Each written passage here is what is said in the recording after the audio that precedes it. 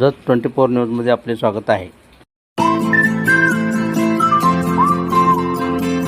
नमस्कार, मी मच्छिंद्र बाबर. आपण पाहत आहे जत 24 न्यूज. येथे पालकमंत्री कार्यालयाच्या वतीने शासकीय योजना संवाद बैठक उत्साहात.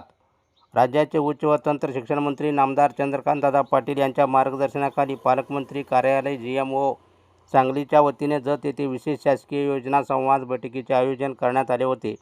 या बैठकीत शासनाच्या विविध लोकोपयोगी योजनांचा आढावा घेऊन त्या तळागाळातील नागरिकांपर्यंत पोहोचवण्याबाबत सविस्तर चर्चा करण्यात आली. या बैठकीला जतचे नगराध्यक्ष माननीय डॉक्टर रवींद्र आरळी, उपनगराध्यक्ष माननीय विक्रम ताड हे उपस्थित होते.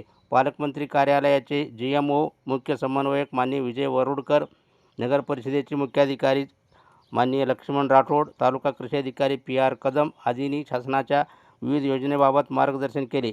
यावेळी जिल्हा परिषद सदस्य, पंचायत समिती सदस्य, विविध गावचे सरपंच, नगरसेवक मोठ्या संख्येने हजर होते.